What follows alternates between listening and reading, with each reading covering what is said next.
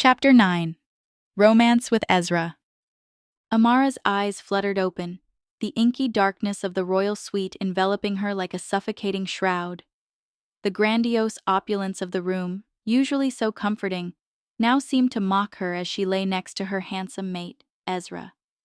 The silk sheets, once so soft, felt like cold, clammy fingers against her skin, and the lavishly decorated space around her appeared suddenly alien and menacing. Memories of her past haunted her dreams, like a malevolent specter refusing to be exorcised. Her childhood spent under the tyrannical rule of her uncle, the endless days of isolation and torment, and more recently, her harrowing escape from the malevolent witch's clutches. The trauma still coursed through her veins, a palpable echo of pain that demanded to be reckoned with. Ezra's presence beside her should have been a comfort, a bastion of safety in the tempestuous sea of her past, but tonight, it was not enough. Amara needed solace only the moonlight could provide, the cool, silvery glow that bathed the world in a veil of secrets and shadows. Slipping out of bed, she crept from the grand four-poster, careful not to wake her sleeping mate. The terrace beckoned like a siren's call, and Amara answered, her bare feet padding across the cool marble floor. The night air was crisp against her skin, carrying with it the essence of the enchanted forest that had become her sanctuary and prison. Leaves rustled in the breeze, a chorus of whispers that both soothed and unnerved her. As she leaned against the marble balustrade, Amara's gaze drifted to the shadows that danced across the flagstones below. There, in the darkness, she swore she saw Lele, the small, enigmatic creature that had been a constant presence in her life since they met. The shadows seemed to coalesce around the diminutive figure, almost as if they were one and the same. Amara's heart pounded in her chest, but she refused to let fear consume her. Instead, she let the moonlight bathe her in its ethereal glow, her emerald eyes reflecting the pale light like pools of drowning pools. Her lycanthrope abilities, once a curse, now felt like a badge of honor, a testament to her resilience in the face of insurmountable odds. Amara finally understood the true meaning of liberation. No longer was she a prisoner of destiny or her own desires. She was her own master, and the world, and all its secrets, were hers for the taking. The moonlit garden stretched before me, a labyrinth of shadows and fragrant blooms. Each step I took along the winding path felt like a journey into my own tangled thoughts. Ezra's warmth still lingered on my skin, a phantom touch that both comforted and unnerved me.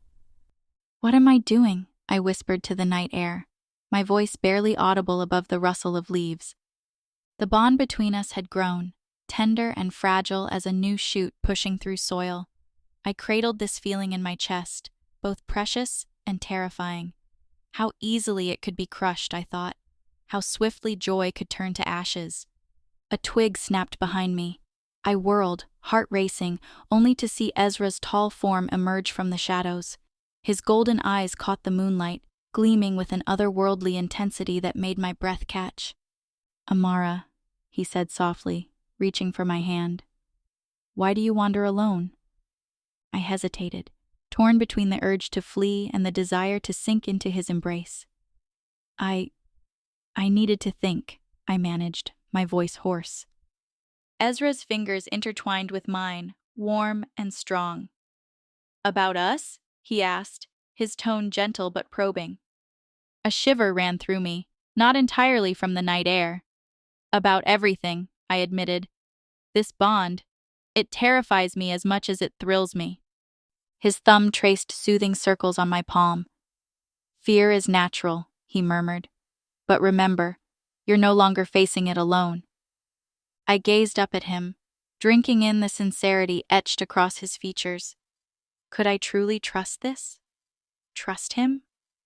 The shadows of my past whispered doubts, but Ezra's steady presence seemed to keep them at bay, if only for a moment. We walked in silence, the soft burble of garden fountains a soothing counterpoint to the tumult in my mind. I stole glances at Ezra, my eyes tracing the strong line of his jaw, the fullness of his lips. The moonlight cast shadows that accentuated the sculpted planes of his muscled body, visible even beneath his loose linen shirt. My gaze lingered on his dark brown hair, tousled by the night breeze. How gallant he looked, I mused, like a hero from some ancient tale. Yet there was a tenderness in his bearing that belied his imposing stature. Suddenly, Ezra halted, turning to face me. His expression was a blend of fierce determination and heart-rending gentleness that made my breath catch. "Amara," he said, his voice low and intense, "I need you to know something." I swallowed hard, bracing myself. "What is it?" His golden eyes bore into mine. "My commitment to you, to our future together, is unshakable. Whatever storms may come, whatever battles we may face, I will stand by your side forever." My heart thundered in my chest. I wanted desperately to believe him, yet old fears clawed at me. "Ezra, You've become so strong," he continued, his gaze softening as it roamed my face. "So beautiful in your resilience. It takes my breath away." I felt myself trembling, overwhelmed by the weight of his words, the intensity of his gaze. Could I truly trust in this? In him? In us? I hesitated, my mind a battlefield of warring emotions. The shadows of my past crept in, whispering insidious doubts. What if I lost myself in this new life? What if the person I'd fought so hard to become disappeared, swallowed by the vastness of Ezra's world?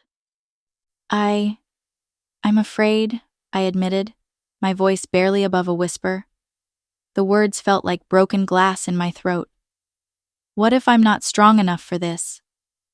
Ezra's brow furrowed, concern etching lines across his forehead. "Amara, you are the strongest person I know."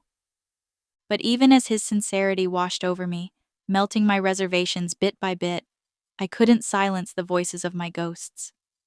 "You don't understand. I've been alone for so long. I don't know how to be this." Ezra stepped closer, his presence both comforting and overwhelming. Gently, he cupped my face in his warm hands, his touch igniting a heat that spread through my entire body. "Listen to me," he said, his voice low and intense. "I know you're scared, but I promise you, Amara, I will stand by your side through every challenge, every fear. You won't face a single moment alone." I closed my eyes, leaning into his touch. "How can you be so sure?" "Because you're my mate," he whispered fiercely. "My other half. Your strength is my strength, and together, we're invincible." His words resonated within me, chasing away the shadows that had haunted me for so long.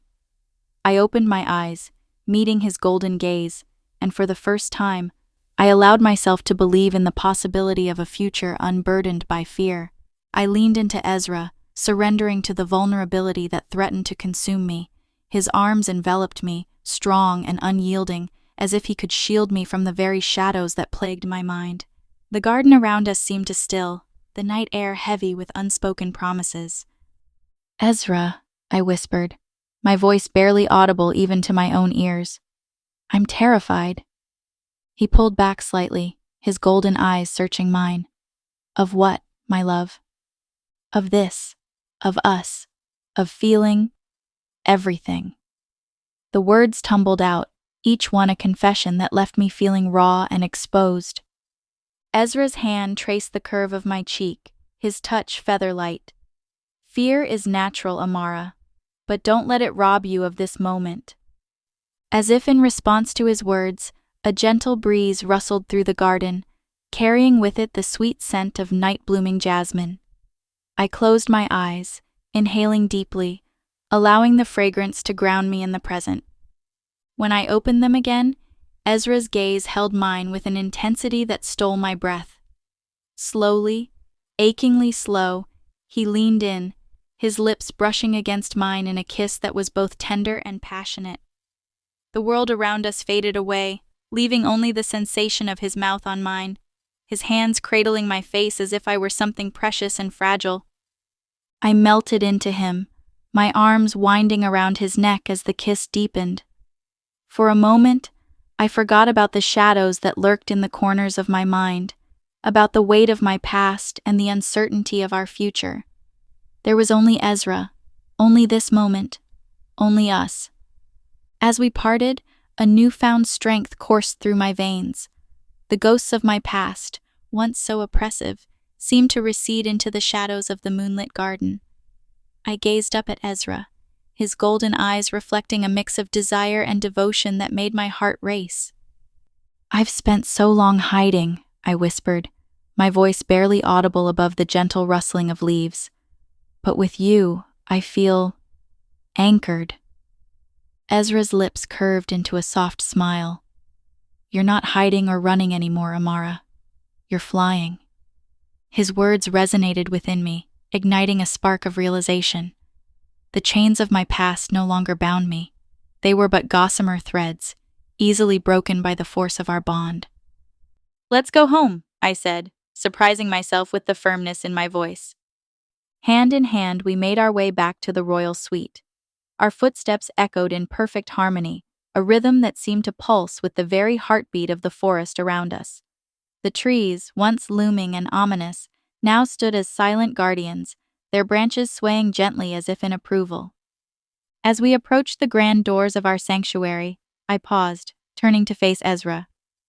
"This forest, it's different now." He raised an eyebrow, curiosity dancing in his eyes. "How so?"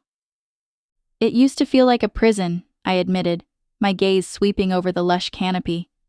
"Now it feels like home," Ezra finished, his voice a low rumble that sent shivers down my spine. I nodded, a lump forming in my throat. Yes, home. Once inside the suite, we settled into a comfortable silence, the air between us charged with an electricity that was both exciting and terrifying. I had never felt so safe, yet so exposed. It was as if the walls themselves could see the depths of my soul, and the thought both thrilled and unnerved me. Ezra's golden eyes tracked my every movement, his gaze like a physical caress on my skin. I could feel the heat of his desire mingling with my own, creating a conflagration I feared might consume us both. In one fluid motion, he reached out, his calloused fingertips ghosting over the curve of my cheek. "You're so beautiful," he breathed, his voice rough with emotion. Heat flooded my cheeks, and I ducked my head, unable to meet his penetrating gaze. "Don't say such things," I mumbled, my heart pounding in my chest. A low chuckle rumbled from his chest. "I will say whatever my heart desires, Amara Winters," he drawled, his voice dripping with unapologetic arrogance. His words emboldened me, spurring me to look him in the eye. "Very well then, show me." His eyes darkened, and in an instant, he was upon me, his lips crashing against mine in a bruising kiss. His hands roamed my body, igniting a fire in my veins I never knew existed. With practiced ease, he undressed me, unveiling inch by inch the body that had known only pain and suffering. But in his embrace, I felt reborn. As my garments pooled at my feet, I stood before him, naked in more ways than one. Vulnerable and exposed, I braced myself for the inevitable recoil, the disgust I had grown accustomed to. But it never came. Instead, Ezra's golden eyes traversed my body, awe and desire swirling in their depths.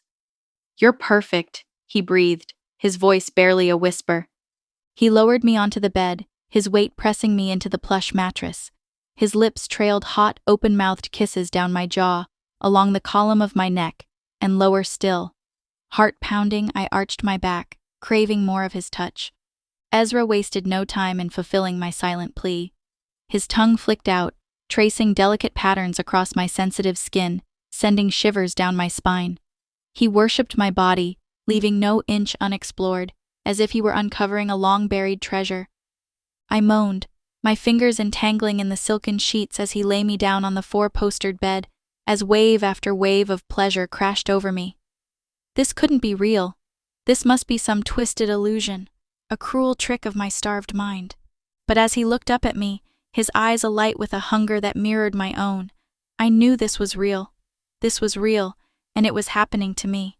Suddenly, he crawled up the length of my body, his manhood hard against my thigh, and captured my lips in a searing kiss. "I've waited centuries for this," he growled, his voice thick with need.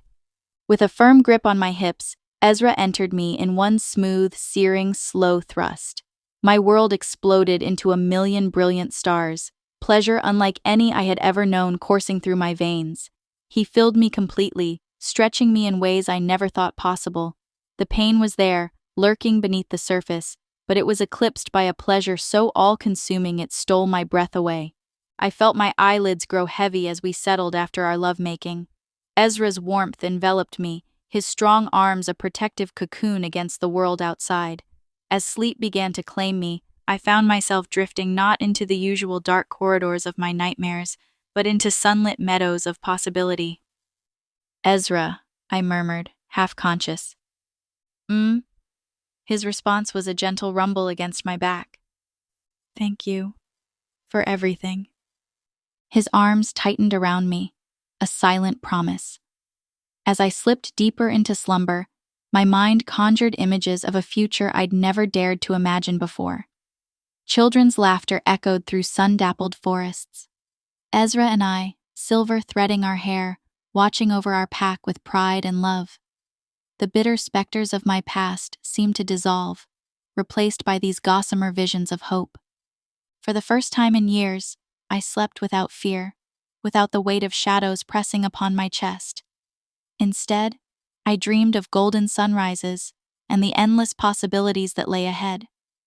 As dawn's first light crept through the curtains, painting our room in soft hues, I stirred. Ezra's steady breathing beside me was a comforting anchor. I turned to face him, tracing the strong line of his jaw with my eyes. "You're staring," he mumbled, his eyes still closed but a smile playing at his lips. "Just memorizing," I whispered back, my heart swelling with an emotion I was only now beginning to fully embrace.